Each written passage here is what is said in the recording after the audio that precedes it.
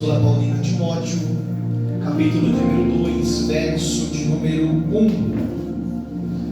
Enquanto os irmãos procuram o texto, eu quero agradecer ao Senhor Jesus Cristo por esta oportunidade, por estar nessa noite, nesta casa de oração. Sou grato a Deus por conhecer mais um povo que deve morar comigo no céu.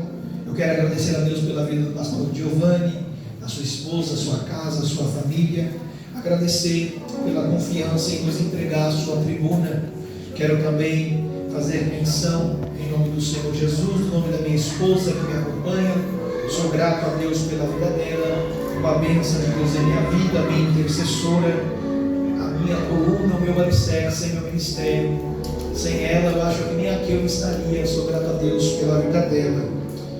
Quero também, em nome do Senhor Jesus, trazer a paz do meu pastor setorial, Edilson Saviola. Os irmãos recebem? Amém! Congregamos na Assembleia de Deus no setor 24, aqui no Parque Santa Madalena. Estamos aqui debaixo da bênção do nosso pastor. Amém? Amém! Amém. Você que achou o texto, diga amém! Amém!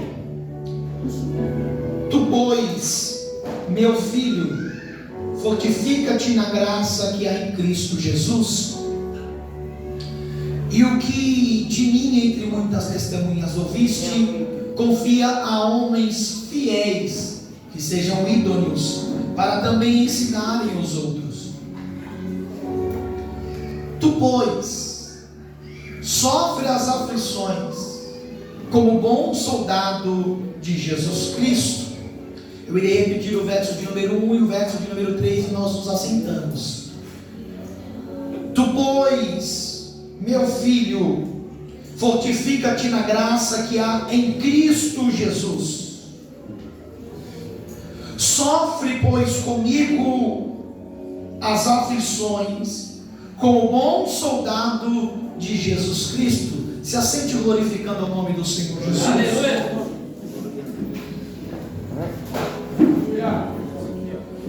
Queridos e amados irmãos, Paulo, apóstolo de Cristo, autor de 13 dos 27 livros que constituem o Novo Testamento, ele vai escrever a segunda epístola a Timóteo, aproximadamente em 66 a 67 depois de Cristo, bem próximo à sua morte, datada antes da morte do imperador Nero, que acontece em 68 depois de Cristo. Ou seja, diferente da primeira epístola escrita por Paulo a Timóteo, onde Paulo vai ensinar o jovem Timóteo como liderar uma igreja e como lidar com a igreja local, Paulo agora vai escrever a Timóteo uma epístola um pouco diferente, com um contexto diferente. Paulo, na primeira epístola, era um missionário viajante. Agora, nessa segunda epístola, ele está preso rumo à morte. E ciente disso, ele vai escrever esta epístola diante das notícias que chegam a ele, que Timóteo estava em Éfeso, abatido, cansado pelo fardo, pelo peso do Evangelho. Paulo sabia que o seu ministério estava se findando, e é nesse cenário que ele vai escrever a segunda epístola pastoral, ou melhor dizendo, a segunda epístola a Timóteo. Como bem sabemos, Timóteo ele era um jovem, encarregado de um árduo trabalho em Éfeso, liderar, defender, guiar a igreja de Cristo. Timóteo foi deixado em Éfeso para defender a igreja do Senhor, tanto de ataques externos quanto de ataques internos. Ataques externos, a perseguição sofrida pela igreja. Ataques internos, os falsos mestres, os falsos profetas com falsas doutrinas que tentavam disturbar e desviar o povo de Deus a um falso evangelho. Embora o próprio apóstolo Paulo, quando escreve aos Gálatas, diz que não há outro evangelho, mas eles tentavam deturbar e destruir o evangelho de Cristo Jesus. Então é nesse cenário que Paulo vai escrever a segunda epístola a Timóteo, não para aconselhar Timóteo referente à igreja, mas para aconselhar pessoalmente, para aconselhar, entregar conselhos pessoais ao seu amado filho, ao seu filho na fé, Timóteo. Porque Timóteo poderia estar em Éfeso como o pastor local da igreja, mas Timóteo era homem como nós, era um homem como qualquer outro homem. Há um erro quando nós observamos e imaginamos que pastores, presbíteros e evangelistas são mais fortes do que nós, homens que precisam de homens. Então Paulo, nesse contexto, vai aconselhar Timóteo sobre esses assuntos, vai mandar uma epístola ao teu servo, ao teu filho na fé, que está em Éfeso. A preocupação de Paulo era saber que a sua batalha estava se findando, o ministério de Paulo estava chegando ao final, e como o próprio Paulo diz, ele era prisioneiro do nosso Senhor Jesus Cristo. Paulo sabia, pastor, que ele não conseguiria mais levar a palavra de Deus, mas quando ele manda a epístola a Timóteo, ele vai dizer a Timóteo: eu estou preso, mas a palavra está solta, e essa deve ser prorrogada, essa deve continuar sendo pregada. Em outras palavras, Paulo estava dizendo: Ellen, a prisão chegou a mim, mas não a palavra de Deus. Já foi dito aqui nessa noite, eu quero continuar neste caminho. A palavra de Deus é eterna, imutável, inerrante, e ainda que eles nos persigam, ainda que eles tenham parado a igreja de Cristo, a igreja de Cristo vai prevalecer, porque quanto mais nos perseguiam, mais eles se multiplicavam. Era Roma matando crente, a igreja crescendo, era Roma perseguindo e a igreja prosperando.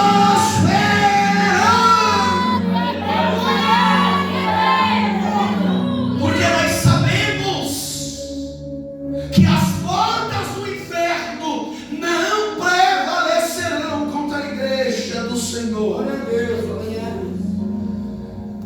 Então o contexto é: Paulo está preso, sua morte está próxima, ele sabe que está sendo entregue como limitação, ele sabe que vai morrer. A preocupação de Paulo é a palavra, o ministério. E o jovem Timóteo, ele escreve a seu filho na fé, ele escreve ao seu amado filho. Então Paulo vai iniciar a sua epístola. Como de costume, Paulo se apresenta, mesmo sabendo que Timóteo já o conhecia. E ele vai escrever dizendo a Timóteo: meu amado filho, graça, misericórdia e paz da parte de Deus Pai e da de Cristo Jesus, Senhor nosso. Então Paulo já começa dizendo: graça, misericórdia e paz da parte de Deus Pai e da de Cristo Jesus, Senhor nosso. Não é só meu, é nosso. Aleluia. É meu, mas também é teu. Paulo olha para o teu servo. Eu imagino Paulo querendo estar frente a frente com Timóteo, mas a prisão impossibilitava Paulo de estar lá. Então Paulo diz: dou graças a Deus. E isso me constrange, ao mesmo tempo que me chama a atenção e me espanta. Eu vou repetir o contexto. Paulo está preso, rumo à morte, em uma prisão onde ele não consegue nem ver a luz do dia, só saía para ser chicoteado e voltava. Ele começa a epístola e diz: dou graças a Deus, a quem desde os meus antepassados sirvo com a consciência pura, porque sem cessar faço memória de ti nas minhas orações, noite e dia. Olha aqui para mim, quem é que está preso? Paulo ou Timóteo?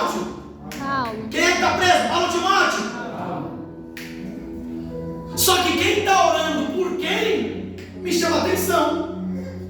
O preso é Paulo, mas quem está orando por Timóteo é Paulo. Não era para Timóteo estar orando por Paulo e não ao contrário. Só que Paulo está preso, sabendo que vai morrer e orando. Por quem? Por ele? Não, por Timóteo. Porque a preocupação de Paulo não era com a sua vida. A preocupação de Paulo não era com os seus próprios interesses, mas a preocupação de Paulo era com o interesse do Evangelho. Então Paulo está pensando e dizendo: eu vou morrer, eu vou passar, eu vou parar, mas o Evangelho não pode ser entregue na mão de qualquer um, porque alguns vão usar o Evangelho para ganho pessoal. Então eu oro por ti, Timóteo, de noite e de dia, para que você continue levando a boa palavra. O Senhor está dizendo para alguém nessa noite: tem alguém que tem orado por ti de dia e de noite. O Senhor está dizendo: alguém tem intercedido por sua vida. E para que, pregador? Para você não desistir, para você não parar. Enquanto o irmão testemunhava, eu conseguia enxergar ele lá caindo debaixo daquela carreta, mas tinha alguém de joelho dizendo: livra ele, Jesus! Salva ele, Jesus! Tem alguém intercedendo por você.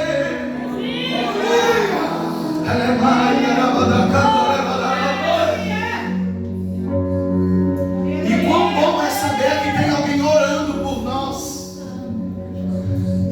Paulo, a notícia que chega a ele é: seu servo Timóteo em Éfeso está cansado, está sobrecarregado, ele está até a ponto de desistir, de retroceder da chamada que Deus tem em sua vida. Por quê?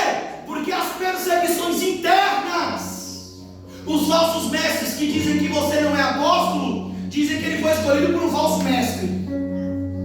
E as perseguições externas, Roma e os homens querendo prender e matar, os sacerdotes procurando eles, dizendo que eles estão com a seita de um nazareno que é morto, estão fazendo ele desanimar. E tem também, Paulo, as doenças. Timóteo está doente, está aflito e ferido. Como que Timóteo vai pregar de um Deus que cura se ele não está sendo curado? Então Paulo continua e diz: eu desejava muito ver-te. Eu fico aqui preso, Timóteo, lembrando-me das tuas lágrimas para me encher de alegria. Aleluia! Sabe o que me alegra aqui dentro, Timóteo? É trazer à memória a fé não fingida que há em ti. Aleluia! A qual habitou primeiro em tua avó Lóide e em tua mãe Eunice, e estou certo de que também habita em ti. Timóteo é um jovem que Paulo conheceu em sua segunda viagem missionária. Quando ele chegou em Derbe, Listra, ele ouviu um bom testemunho acerca de um jovem chamado Timóteo. Jovem esse que era filho de Enílce e neto de Lóide. Jovem esse que vai chamar a atenção de Paulo, não por pregar bem, não por cantar bem, não por ser bonito ou por ter algo, porque como já foi dito aqui, não é pelo que nós temos, é por aquilo que ele fez por nós na cruz do Calvário. Então as características que chamam a atenção de Paulo é: eu olho para esse jovem e vejo a fé não fingida. Paulo lembra Timóteo da fé que havia nele. Em outras palavras, pastor, era Paulo dando um chacoalhão em Timóteo dizendo: você lembra do que, Paulo? Quando eu o convidei para participar das aflições como despenseiro de Cristo. Você lembra quando você foi chamado por Cristo e você não tinha medo de demonstrar a sua fé? Sua fé não era fingida, Timóteo. Tua fé não era por status. Sua fé não era por máscaras. Sua fé não era por obrigação. Sua fé era por amor ao dono da obra.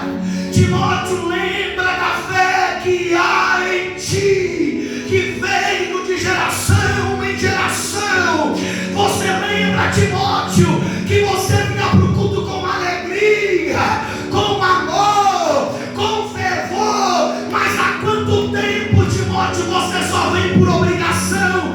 Há quanto tempo você vem por status? Mas nessa noite eu quero te lembrar, Timóteo, da fé não fingida que há em ti. Você lembra quando você entrava por estas portas e dizia: eu só quero adorar, por isso estou aqui. E se eu não adorar, ela é mãe, a cantora padarás. Há uma fé em você, Timóteo, que me chamou a atenção, e por isso eu te chamei para esta obra. Porque se fosse para ter alguém que recua, eu tinha continuado com João Marcos, que foi o motivo da minha separação com Barnabé. Mas depois de um tempo eu percebi que o errado na história era eu, não Barnabé, mas é outra pregação. Por isso Paulo continua, e ele diz para o jovem filho amado: por este motivo eu te lembro que desperte o dom de Deus que existe em ti, pela imposição das minhas mãos. Por esse motivo te lembro que despertes, reavive o dom de Deus que existe em ti. No grego, reavivar é anasopureu, que significa reacender, pôr fogo, inflamar a mente, reavivar, ser fervoroso. Em outras palavras, Paulo estava dizendo: eu sei que em ti há uma fé não fingida, mas a chama se apagaram. Já não há mais fogo, pastor Giovanni, agora há só brasas no altar. Ele mandou o fogo sobre você, me usou para imposicionar as mãos, mas já não há mais fogo, já não há mais fervor, já não há mais inflamação, já não há mais o acender das brasas.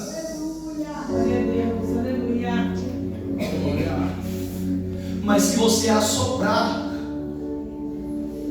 se você avivar, se você reacender, trazendo à memória a fé não fingida que há em ti, se você trazer à memória as suas primeiras obras, o fogo vai voltar a acender no altar.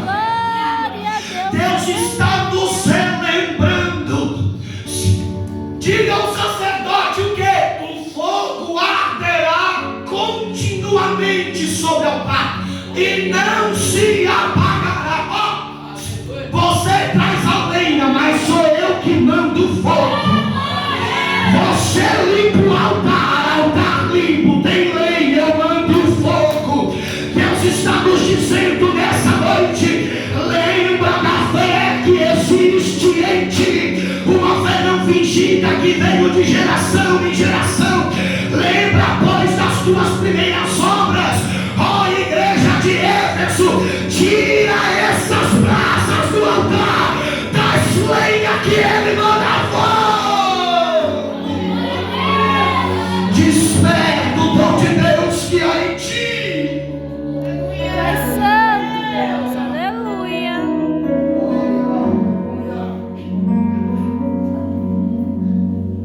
Timóteo, eu quero te lembrar o que, Paulo? Deus não nos deu espírito de covardia, mas de poder, de amor e de equilíbrio. espírito de covardia, Timóteo, para você retroceder ao seu chamado, para você abandonar o Evangelho, para você desistir daquilo que Deus colocou dentro de ti.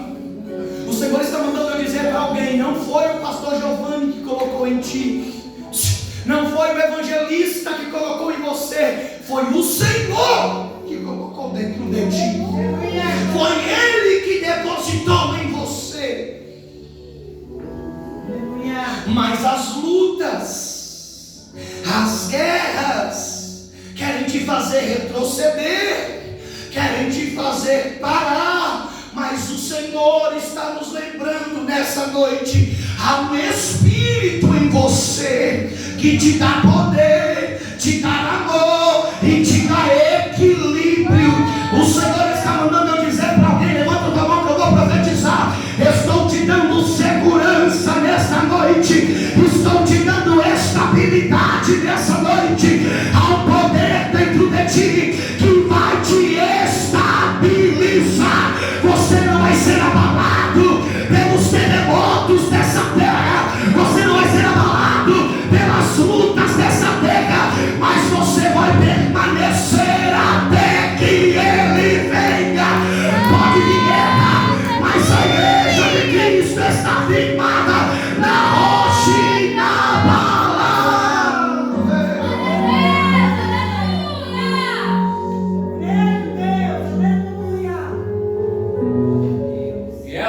Timóteo,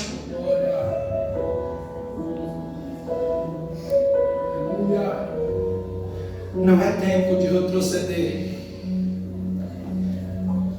Fique firme, fique estável na rocha inabalável.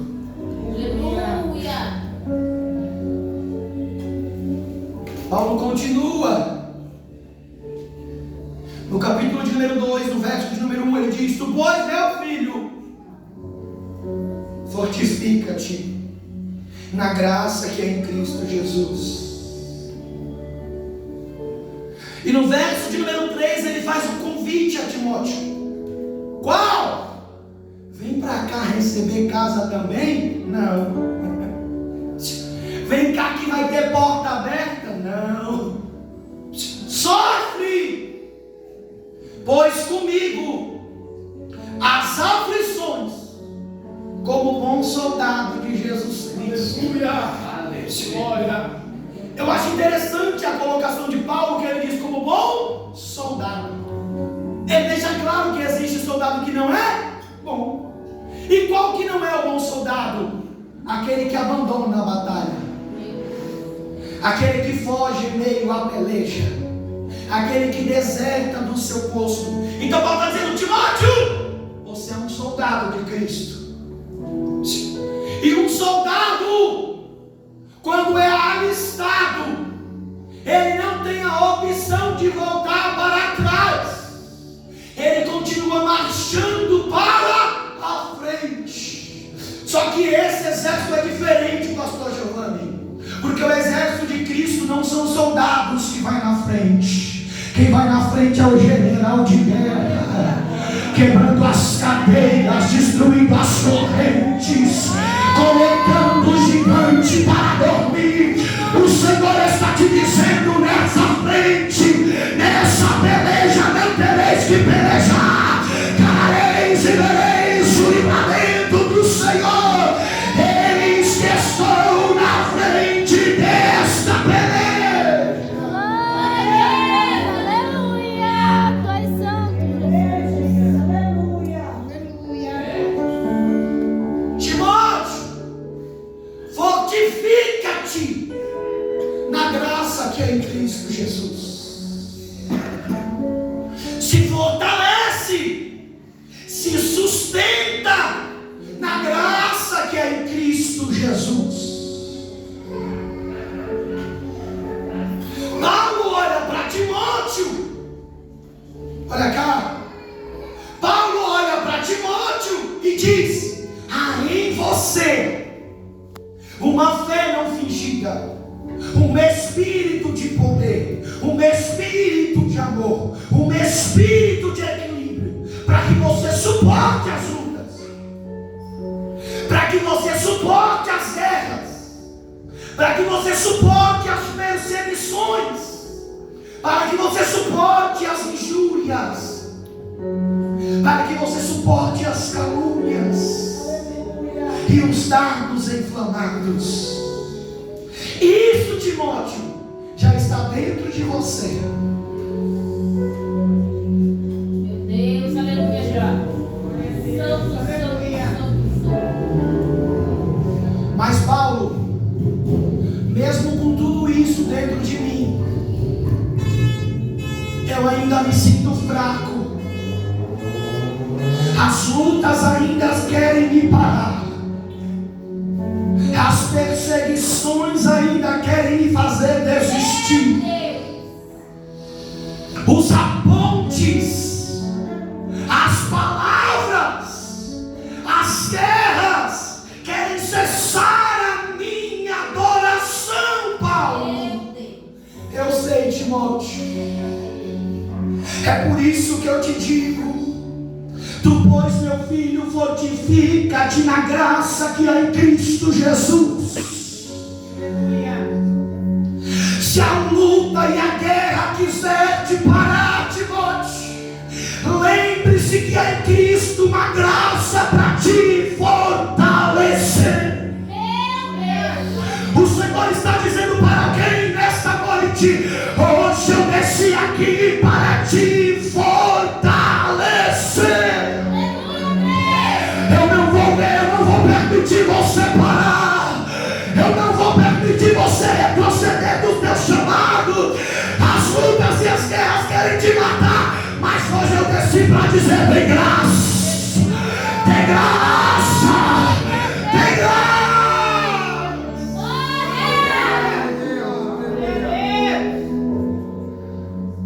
Tu, pois, meu filho, fortifica-te na graça que é em Cristo Jesus.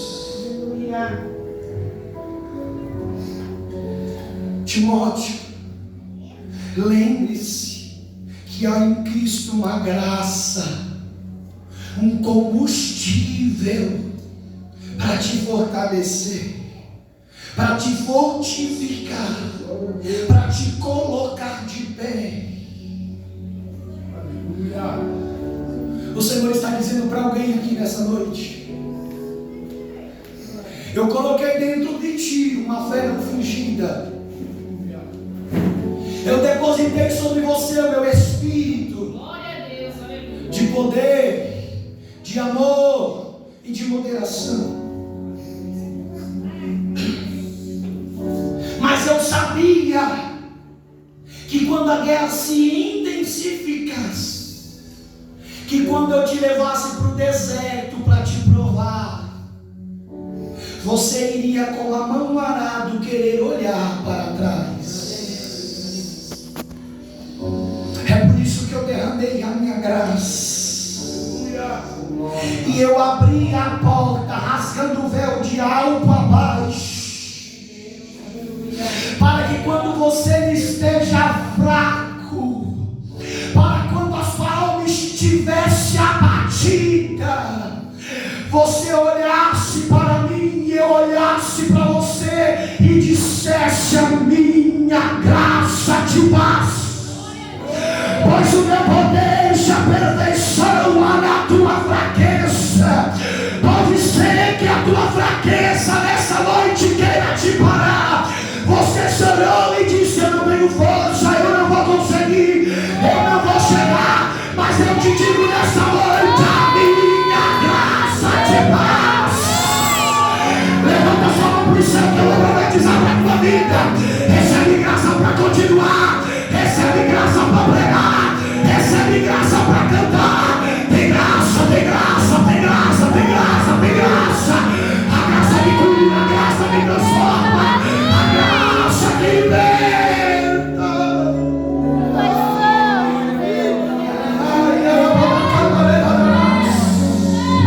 Eu não sei como você chegou aqui nessa noite, eu não sei o que você tem passado,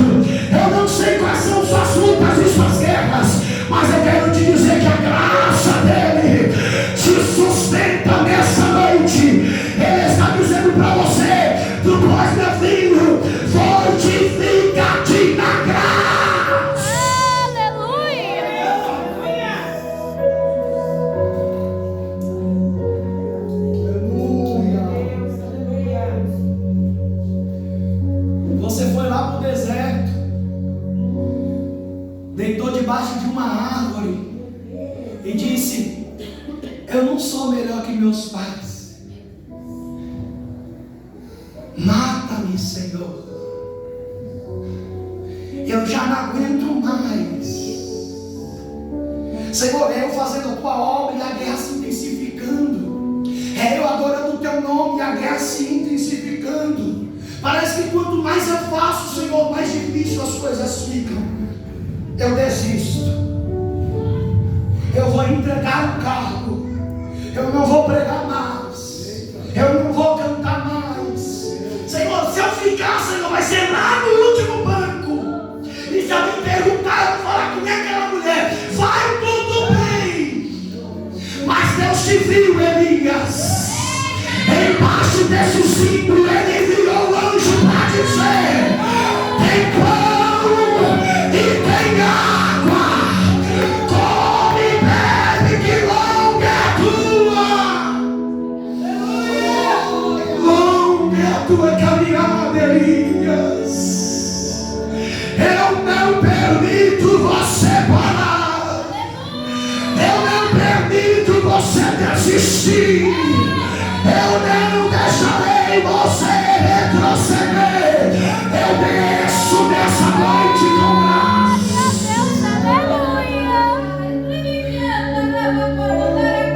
A graça de Jesus chegou nesse ambiente, pastor. A graça de Jesus vai começar a renovar crente nesta casa. Há quanto tempo você não sente mais a graça e fala em outras línguas? Há quanto tempo você já não vive o que viveu no passado? Mas Deus está dizendo: chega de passado, Elias. Eu estou gerando testemunho no presente. Eu vou dizer